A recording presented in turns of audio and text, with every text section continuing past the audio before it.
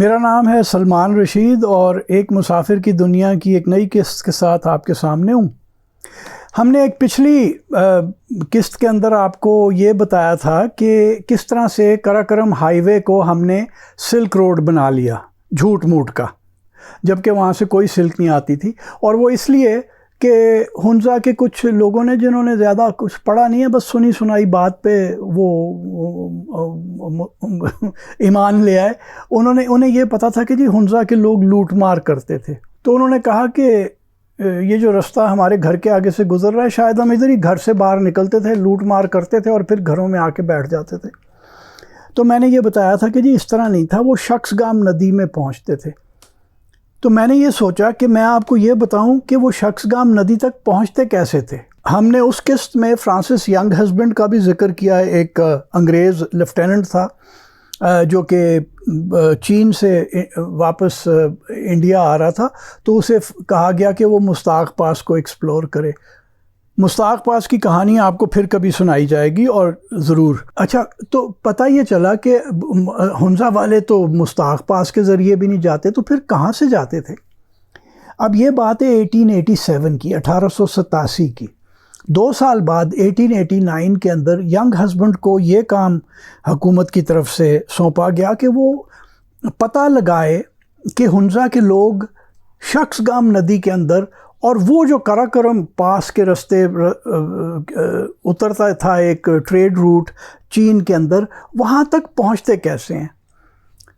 تو young husband 1889 کے اندر ہنزا پھر آیا، اور کچھ اسے تھوڑا سا پتہ تھا کہ ہنزا سے تھوڑا اوپر جا کے اگر مشرق کو آپ چلے جائیں تو شمشال ہے، اور تو اگر آپ میرا یہ نقشہ دیکھیں، یہ دیکھیے یہ شمشال گاؤں ہے، اور ہنزا اس سے اس طرف مغرب کی طرف ہے، یعنی پچھم کی طرف یہ شمشال ندی آ رہی ہے، اور یہ شمشال گاؤں ہے۔ تو ینگ ہسبینڈ نے دیکھا کہ ایک رستہ یہاں سے یوں جاتا ہے اور یہ شویجراب ایک جگہ پہنچتا ہے، وہاں سے پھر وہ ایک اونچی پہاڑی پہ چڑھ جاتا ہے اور ایک جگہ پہنچتا ہے جہاں لکھا ہوا ہے شمشال پاس، یعنی شمشال پاس یہ جو آپ دیکھ رہے ہیں یہ 15,500 فٹ کی بلندی پہ ہے۔ اس کے ساتھ میں ایک جھیل ہے، ہم آپ کو ابھی جب آگے بڑھائیں گے بات تو میں آپ کو اس کی تصویریں بھی دکھاؤں گا۔ تو وہ یہاں سے شوورت سے ہوتا ہوا پھر اس رستے گیا، اور کیا دیکھتا ہے کہ آگے جا کے یہ جو ندی ہے جو شوورت سے نیچے گر رہی ہے، یہ ندی جو ہے یہ شخص گام ندی میں مل جاتی ہے، اور پھر یہ شخص گام ندی یوں مشرق کو چلتی چلی جاتی ہے، حتیٰ کہ یہ اس رستے کے نزدیک پہنچ جاتی ہے جو قراقرم پاس سے اترتا ہے۔ اچھا، اب جو دلچسپ بات ہے اس میں وہ یہ کہ یہ اس شمشال پاس کا پہلے کسی کو نہیں پتا تھا، یعنی انگریزوں کو۔ ہنزا کے لوگ تو ظاہر ہے جانتے تھے، وہ اس رستے سے وہ شخص گام ندی تک پہنچتے تھے، پھر شخص گام ندی کے ساتھ ہوتے ہوئے۔ اب میں آپ کو دوبارہ شمشال لے آتا ہوں، ذرا دیکھیے کہ کتنا خوبصورت یہ علاقہ ہے۔ یہ چند تصویریں میں آپ کو شمشال گاؤں کی دکھا رہا ہوں، اور لوگ بالکل یورپین سے لگتے ہیں آپ کو، ہر کسی نے پتلون قمیض پہنی ہوتی ہے۔ بچے چونکہ آغا خان فاؤنڈیشن کی تعلیم کا نظام وہاں بہت اچھا ہے، تو وہ چھوٹے چھوٹے بچے بھی انگریزی میں بات چیت کر لیتے ہیں آپ کے ساتھ، اور یہاں سے اب یہ بڑے سخت جان لوگ ہیں، یہ ہر سال یہاں سے یہ جو میں نے آپ کو پہلے نقشے پہ دکھایا تھا، اب آپ یہ رستہ یہ چند تصویروں کے ذریعے دیکھیں کہ یہ رستہ ہے کیسا، اور یہ وہی رستہ ہے جو ہنزا والے لوگ جو لوٹنے کے لیے جاتے تھے قافلے، وہ اس رستے سے گزرا کرتے تھے۔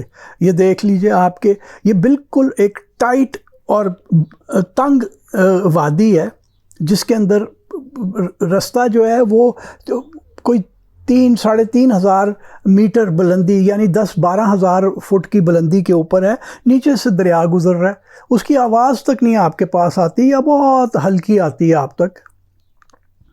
اور جہاں پل جو ہیں اس کے اوپر وہ آپ یہ پلوں کی حالت بھی دیکھیے. یہ سسپینشن برج انہوں نے ابھی چند سال پہلے بنائے ہیں, اور اس پل کو پہلے اب پتہ نہیں کہتے ہیں کہ نہیں, اسے نذیر صابر برج کہا کرتے تھے. ہمارے مشہور کو پیما ہیں نذیر صابر, ہنزا کے ہی رہنے والے ہیں, بلکہ گجال کے ایک گاؤں کے رہنے والے ہیں.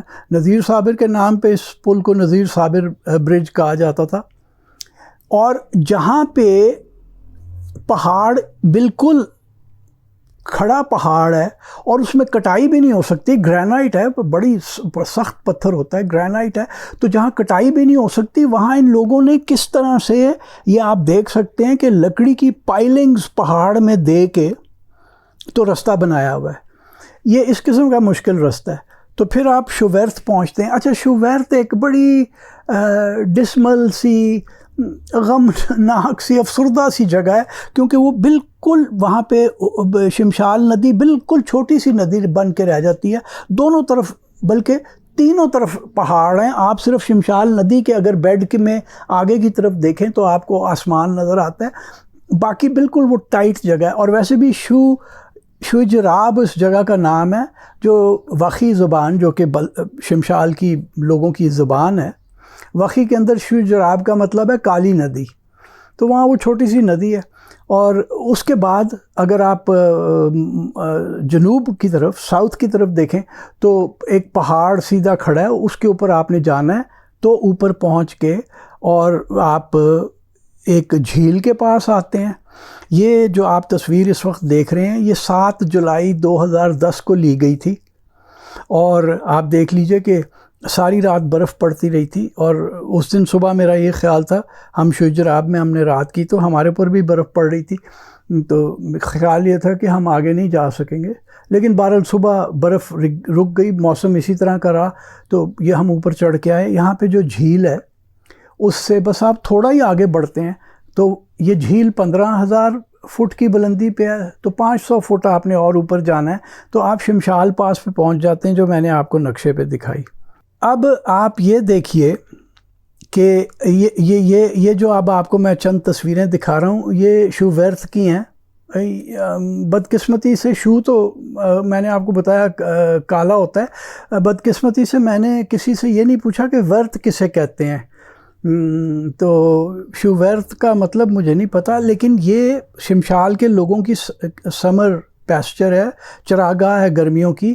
یہاں پہ شمشال کی عورتیں بچیاں جو ہیں وہ آ جاتی ہیں اپنے یاکس اور گائے وغیرہ لے کے, بکریاں وغیرہ لے کے جون کے اندر, اور جو مرد ہیں وہ پیچھے شمشال میں لے کے کھیتی باڑی کرتے ہیں. تو یہاں ایک بڑی رونق ہوتی ہے دودھ دونے کی, بلونے کی, اور بڑا میں نے سارا کچھ ہوتے ہوئے دیکھا ہے. تو جگہ بڑی لائیولی ہوتی ہے گرمیوں کے اندر.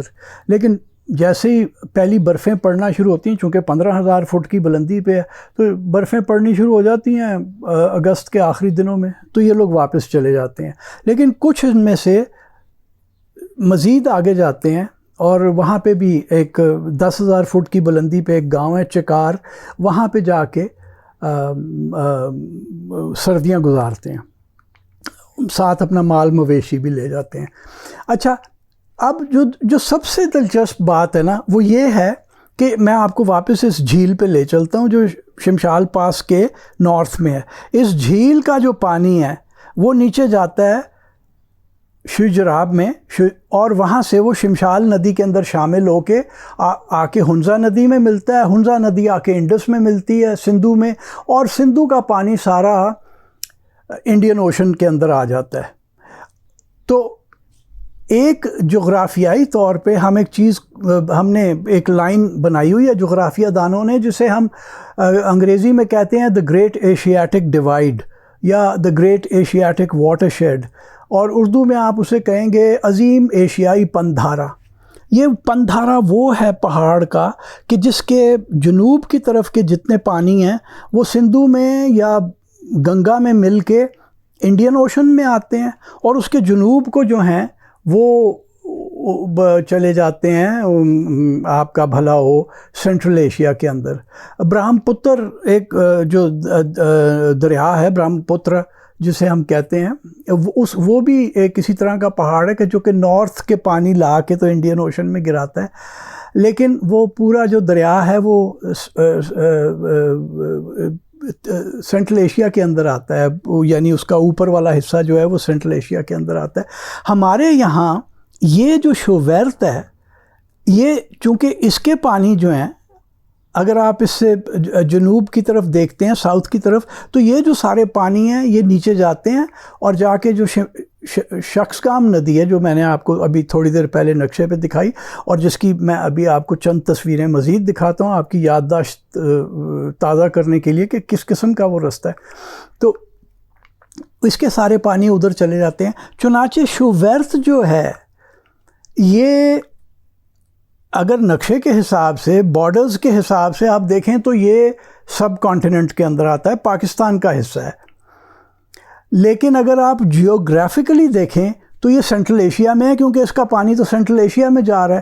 تو یہ جو گریٹ ایشیاٹک واٹر شیڈ ہے یا عظیم ایشیائی پندھارا جو ہے یہ پندھارے کے شمال میں ہے, پندھارے کے نارتھ میں ہے, اور یہ ایک پاکستان کے اندر ایک انوملی ہے کہ پاکستان کا ایک آبادی ہے, گو کہ وہ پرماننٹ آبادی نہیں ہے, گرمیوں میں صرف آباد ہوتا ہے سردیوں میں غیر آباد, لیکن وہ ہے سینٹرل ایشیا کے اندر.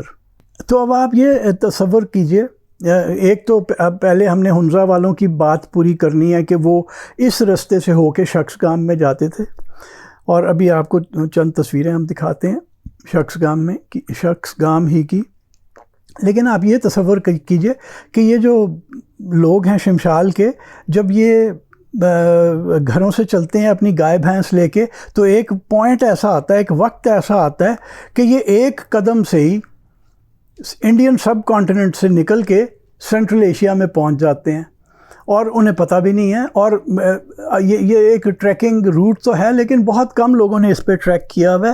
میں حیران ہوں کہ جتنے 2 4 10 لوگوں نے جو کیا ہے ان میں سے کسی کو بھی یہ خبر نہیں ہے کہ یہ کتنا بڑا ایک قسم کا اچیومنٹ ہے کہ آپ پاکستان میں سے آئے اور آپ یعنی ساؤتھ ایشیا سے آئے اور آپ سینٹرل ایشیا میں داخل ہو گئے پاکستان کی حدود کے اندر رہتے ہی.